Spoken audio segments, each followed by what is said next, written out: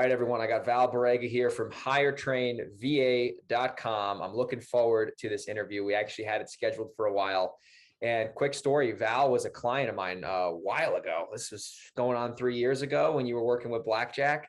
And we were able to reconnect. And, ever since then, you started your virtual assistant company. So looking forward to touching base and then, really getting into the meat today on how real estate investors can use virtual assistants to be more efficient and get a lot of the activities that they really don't want to do off their plate. So Val, before we get into that, how did you kind of get into all this? And you've, been in the business now for a little bit. So just tell everyone a little bit about your backstory real quick.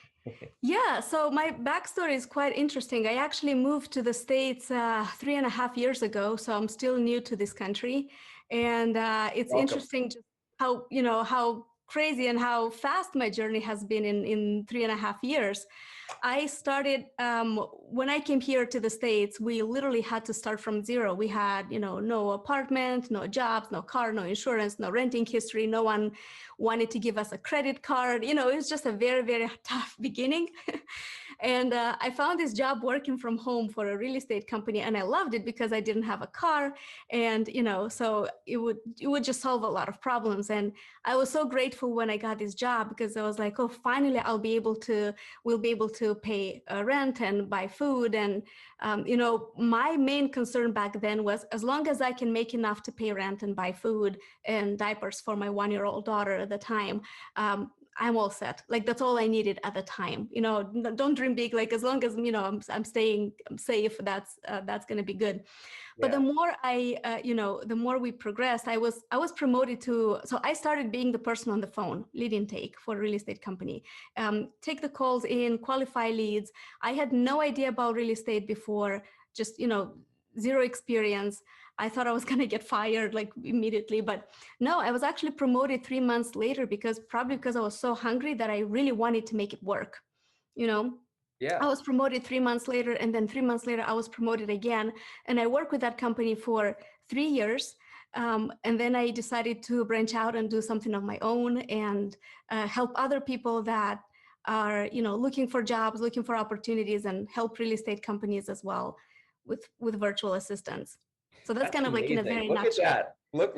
Look at the, this isn't a commercial for America here, but look at the opportunities in America. You started out, with your, remote job, at your house. Did you move to Tennessee right away or did you move somewhere else? No. So we lived in Florida and then we moved to Tennessee. Oh, okay. So you moved to Florida. Mm-hmm. So you started in Florida virtually. You ended up doing a great job for your old company. And now it's just amazing to see where you're at today in 3 short years. Like, look, could you imagine that? Like when you first came here, where you're at now compared to where you started? No, absolutely not. And before we moved to the States, we lived in Sweden, and we really liked our life in Sweden. It was very comfortable. I was just starting to learn the language, just starting to get a job. And then we won the green card lottery. That's how actually, it's just a very random chance. Like, we applied every single year ever since I turned 18. The chances of being selected are like 0.02%. Like, what are the odds? So that year we got selected, and we were thinking like, we're building everything here in Sweden. Do we stay here? Do we go to the States? But we are, we like adventure. So we said, what? We know what we can have in Europe. Let's try and see what US has in stock for us. If we'll give ourselves 1 year and we're going to try to do everything. I'll work at Walmart. We'll do everything. We'll make it happen. If we're not happy in 1 year, we'll pack our bags, go back to Europe because we know what we can have here. So let's try it out. And then 1 year turned into almost 4 now, and we're very, very happy. You're absolutely right. This is the land of opportunities. And I'm a live example of that. And it's true. That is awesome. That is so, it's ironic we're having this conversation on Memorial Day. Yeah. Right, where there's so much to be thankful for this country. And I was, like I said, this isn't an America commercial, but it kind of is. Right. If you're listening and you're not in America, we got a great thing going here for sure. So a lot of people like to shit on America, and I get it, I guess a little bit, but at the end of the day, there's nothing that compares to, especially just the beautiful cities we have to offer and just the opportunities. And I'm excited to get into your opportunity now with how you started your virtual staffing business, because that honestly, we haven't spoken in like 3 years. So like, I know you have this business now, but I really don't know the how you built it to where you built it. So like, let's just kind of fast forward now. So you were working for the company for 3 years, you kept getting promoted, and eventually you moved to Tennessee and whatnot. So like, what made you think like, let me start a remote staffing business? Like, I want to hear kind of the inception period there. Yeah, I've always been an entrepreneur. I even had a company before, back in my home country, before I moved to Sweden, before here, right? So I knew that eventually I want to do something of my own. I just love the idea of creating and managing people and just building something and really stretching my capabilities. Like how far can I take it? How far can I go? I just love the thrill and all that. So. But I think the main reason why I started this is I saw a gap for sure. I saw that people needed a lot of investors. They know what I did for my previous company where I worked, so they came to me and said, "Hey, can you teach my team on everything that you know how to do? Can you train my team on your sales strategies, your stuff?" And a lot of the sales strategies that I know came from the training with you. Like My stuff. yeah, I absorb all that information, and I read a lot of books, and I always, like, if I read something in a book, I was like, oh yeah, that's what Greg was telling us. I always reference you, like I thought about you and the training. And so because so many companies approached me and said, hey, can you teach my team how to do it? I said I could, but honestly, what I know is trainable. I need to find the right person.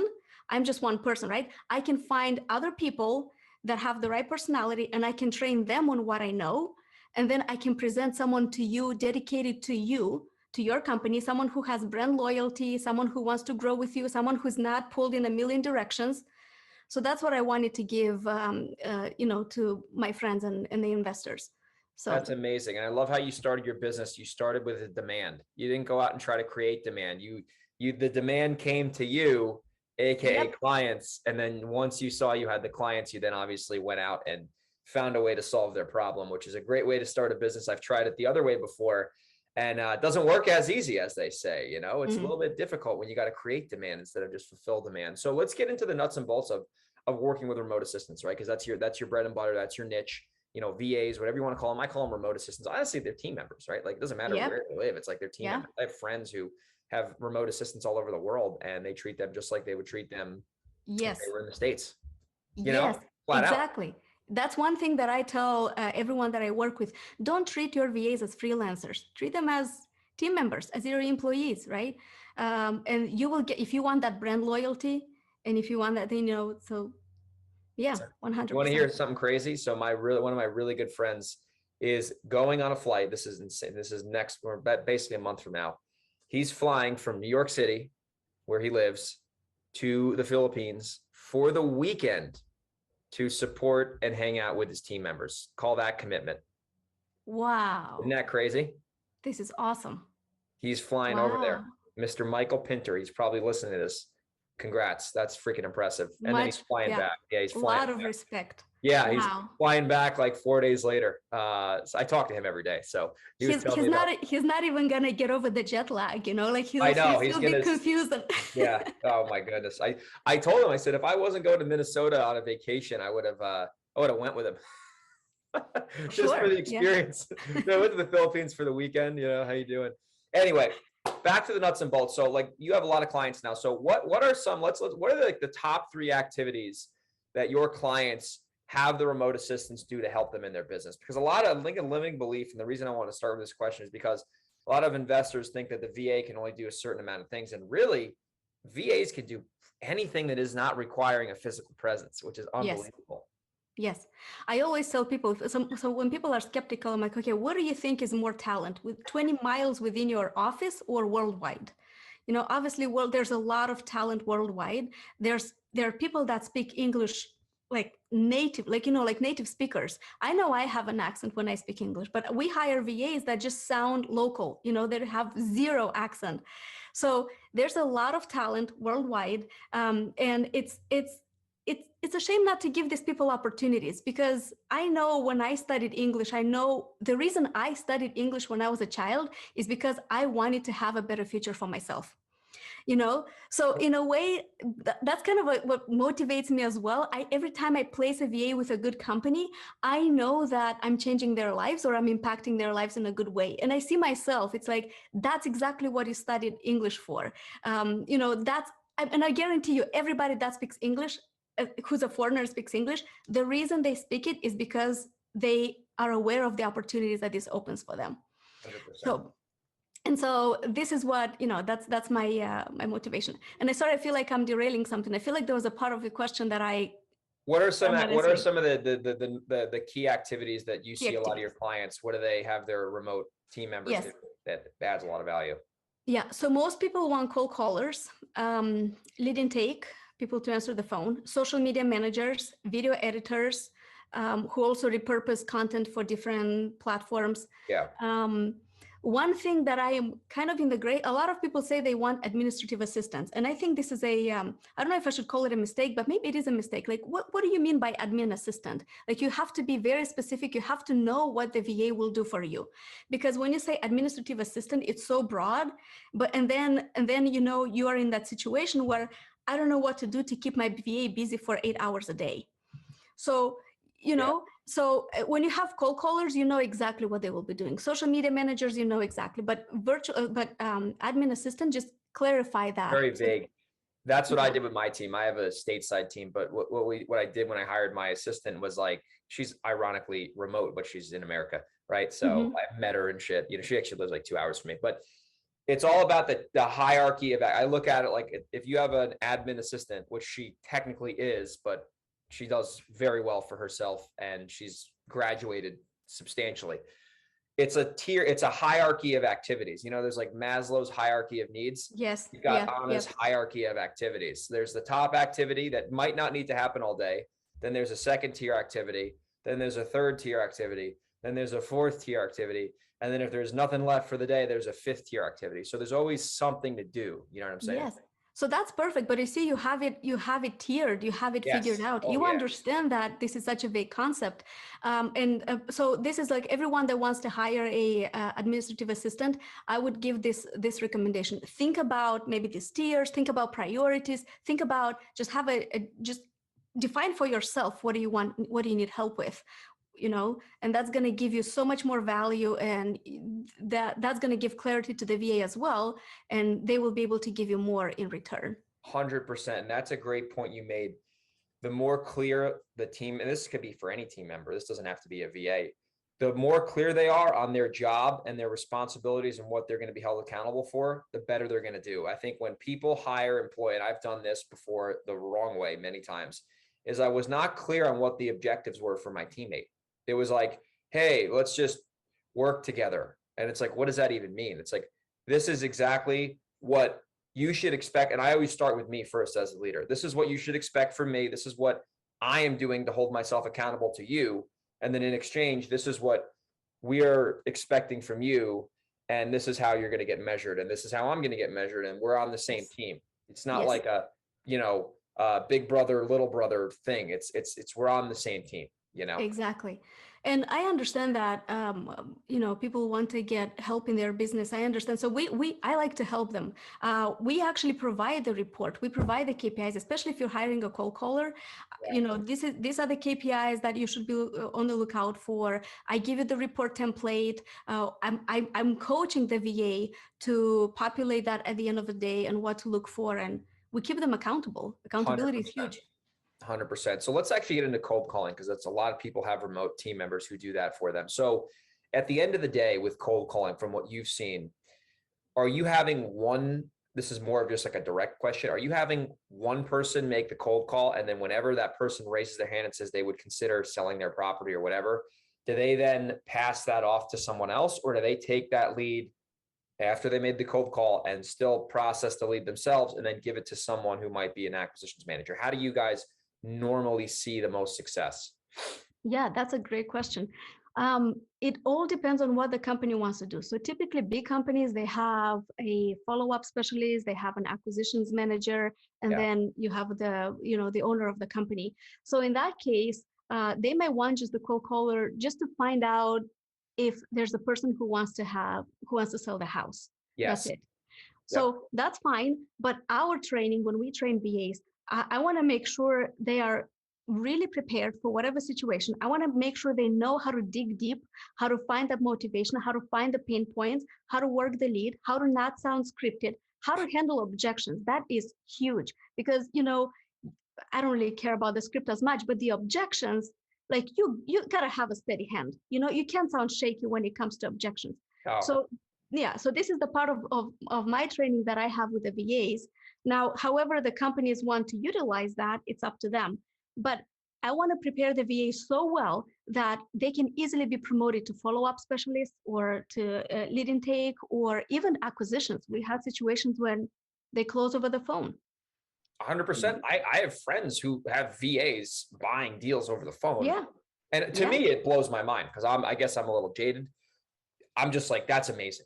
Like, that's amazing. And they're doing it in like Seattle. And I'm like, there's a dude in Egypt buying houses in Seattle. Yep. We have VAs from Egypt. Yes. Yeah. And I'm like talking to my buddy on his boat and we're like just trading war stories. And I'm like, wait, so you're telling me you have people in Egypt buying properties? And Seattle's a tough market. That's an expensive area. And I'm like, wow, that's impressive. But it just goes to show that at the end of the day, if someone's good, it doesn't matter where they live. Yep. Period. Just build a rapport, build a trust, and yeah. 100%. So the cold calling is very effective. So you have a lot of VAs doing cold calling. Now, when it comes to lead management, it's funny. I used to train you on this when you first, came here. Yeah. What do you normally advise your clients like to where you want to have a productive enough call to where there's a lot of good information that's exchanged on both sides, but then you generally don't want the lead manager to start negotiating the deal because that's kind of taking the job away from the next person in line. That's right. I usually train people.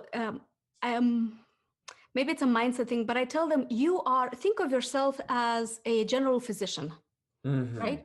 So the general physician has a couple of questions. I want to understand your symptoms. I want to understand where does it hurt? What your pain points are. And then I will direct you to the right specialist. Love that. I've never heard that before. That is such a good analogy. Mm-hmm. So that's what I tell the lead specialist. Like, you don't have to negotiate. You just have to understand. You have to know the story, put yourself in their shoes, and then find the best solution for them. Actively listen and know what the best solution would be for them. That's it. And let the specialist take care of the rest. That's such a good point. I hope everyone re-listens to like the last 30 seconds there, because that will save people a lot of headache. It's because when they're not clear, like when investors, because I know you work with a lot of investors, when the lead manager has this huge range of like, yeah, well, if they're motivated to get the deal, but if they're not motivated, like, I don't know. It's like, no, like this is the objective. And we still work with clients, and I train a lead manager still, or a few of them. Actually, no, one of them now. But I'm like, your objective is to set the appointment. Your objective is to set the appointment. That's your end goal. Like when you start with the end in mind and your goal is to set an appointment, it makes that call be more effective, because the more information that you can gather and the more information you can share, the more productive that appointment will be. And then when someone's negotiating that, it's like you're chopping a tree down, and instead of hitting it twice, they're hitting it like 7 times. And then like the 9th time, right, the acquisitions person hits it, the tree falls down, and then you end up buying a house. Does that make sense? Yeah, absolutely. Yeah. Yeah. That's great stuff. That's awesome. So we covered cold calling. We covered some lead intake.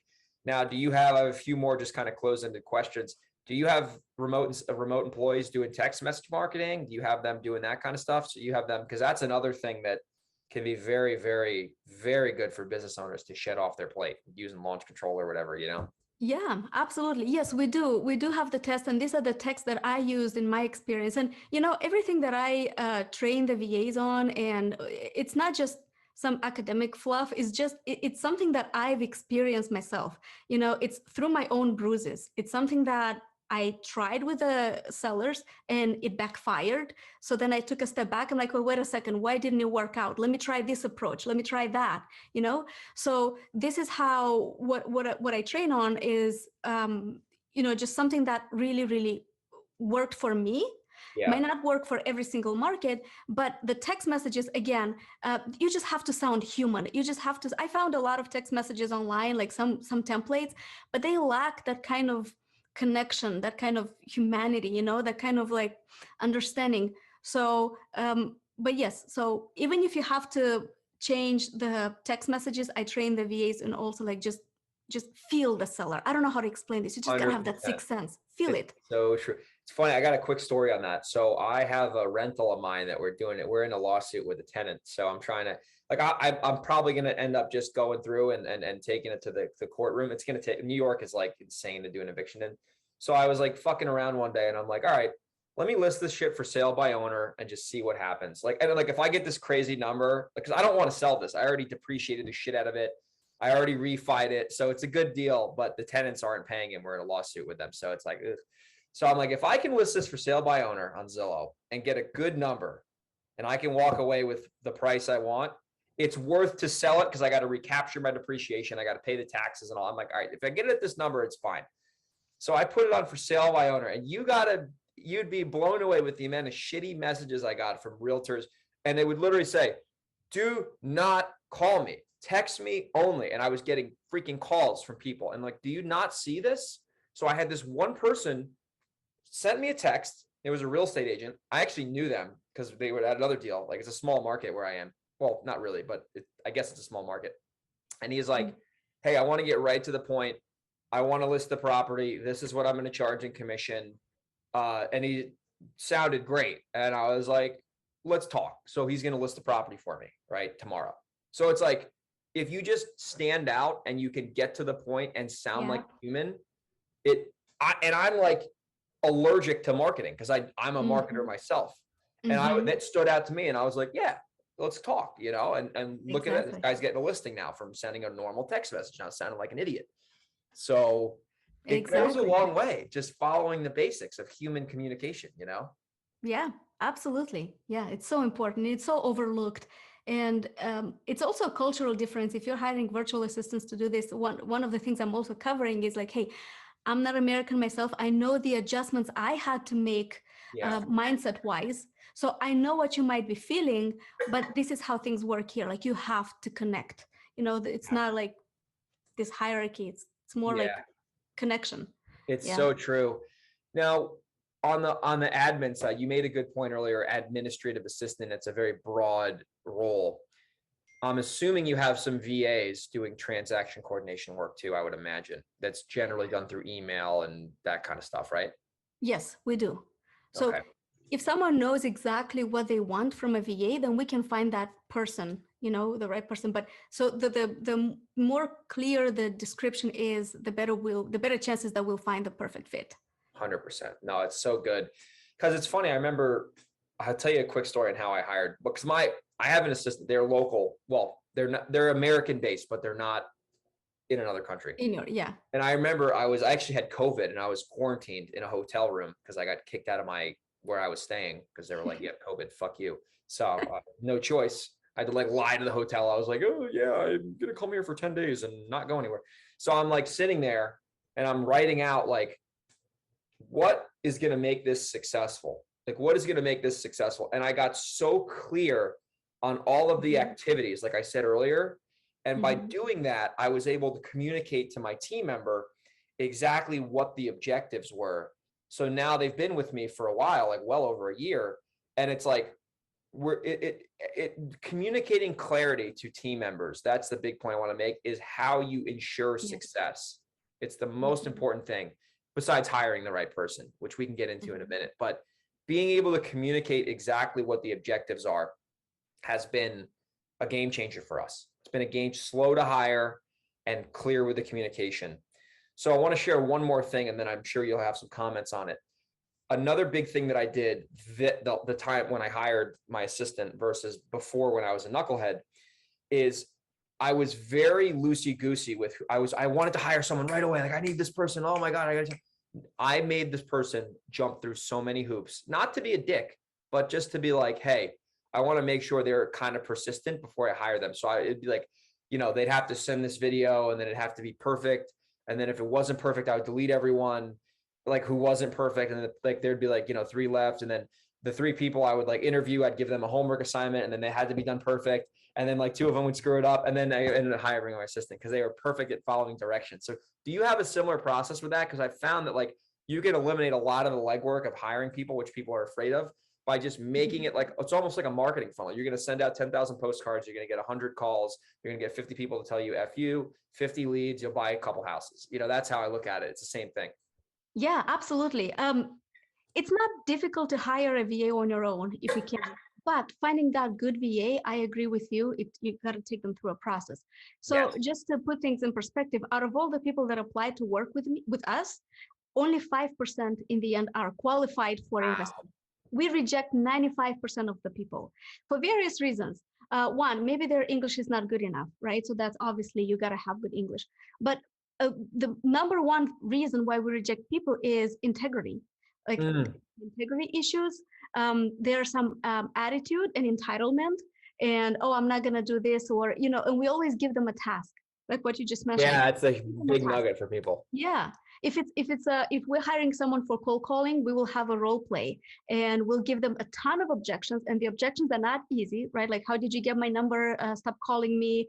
Just a lot of, and I don't care about them giving me the perfect answers because we can train on the skills, but I care about how they react in uncomfortable situations, because I'm not going to be able to train them on every single scenario they will see in as a cold caller, but I do need to know that they have the right personality to figure it out on their own, so so only 5% are, make the cut.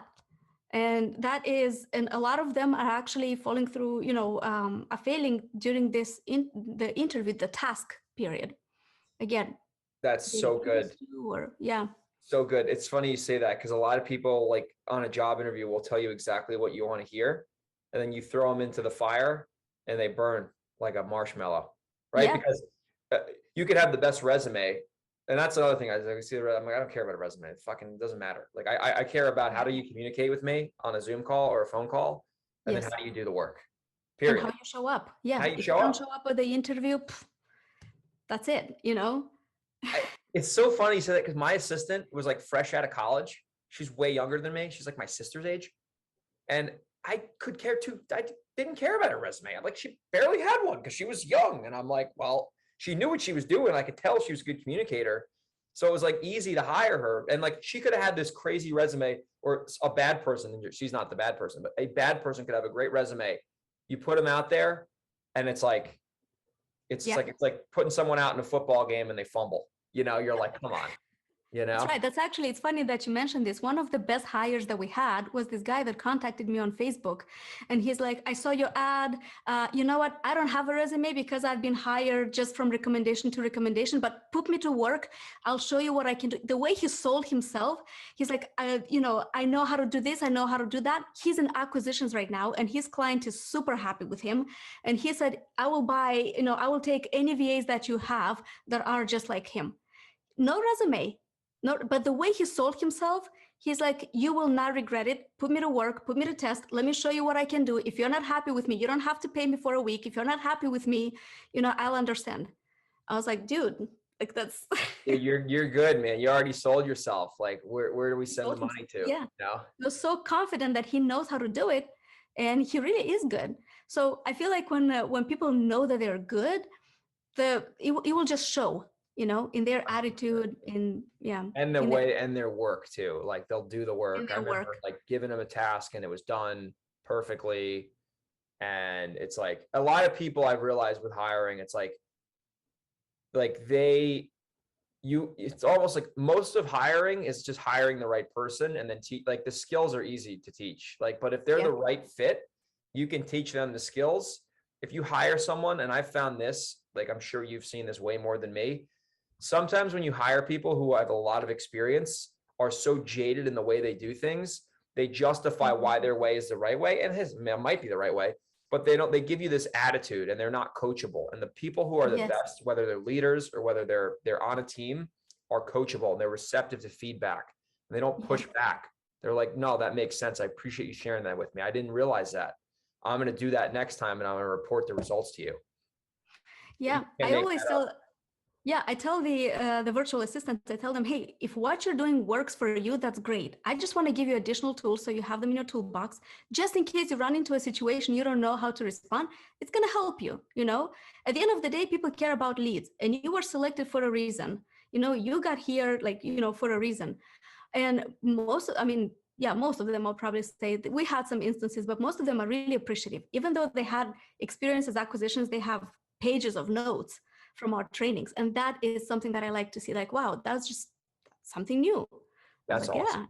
yeah. That's awesome. Well, listen, I'm super excited you started this company. You're helping out so many investors and other clients. I'm sure eventually you'll probably branch out into other industries because, you can do it once in one industry, you can do it in another industry, and your company can go to the moon. So hiretrainva.com is the website to check out. So if you're listening to this show right now and you want to check out one of Val's VAs, remote assistants, I'll call them, go to hiretrainva.com. We'll make sure we have that in the show notes so you can click that if you're not driving. And once again, it's hiretrainva.com. Val, if they want to connect with you, they want to reach out to you, maybe they got a lot of value from the show and they want to just chit chat with you, what's the best way for them to reach out to you personally?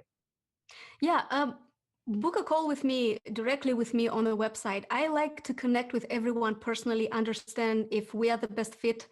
If not, that's fine. I might give you a couple of other recommendations, but if you have any issues with cold calling, maybe you tried it before, maybe, something's not working out. From my experience, you never know how I might be able to help you. So just feel free to connect, say hi. I love meeting people, and the best way to do it is through the website. Yeah, hiretrainva.com, and it's like a big button that says. That's a great freaking site, by the way. Hire Train. It's so easy to say. It's not like exactly. Go to valsassistants.com/become a new client. It's like hiretrainva.com. You could just get that vanity number like right on a t-shirt. Hiretrainva.com, I'm so proud of you. Seriously. I mean, we connected when you first got here. It's amazing to see what you've built. It's an honor to have you on the show. Once again, check out hiretrainva.com. Book a call with Val on there. And Val, I appreciate you hopping on this Memorial Day podcast. Ironically, you've been in the States now for 4 or 5 years and you're reaping the benefits of putting in the American work. So thank you so much for coming on the show. I'm seriously proud of you. And I hope you have a great rest of your day. And if people want to check you out, they go to hiretrainva.com and they can learn more about your company. Appreciate it. It is going to be a great day. We're going to have a barbecue party soon, fireworks here. It's, we're going to live it up. It's going to be awesome. Thank you so much. This was such a great way to spend Memorial Day, just to, chat with you and and reconnect with you. That was awesome. Thank you so much for having me on. My pleasure.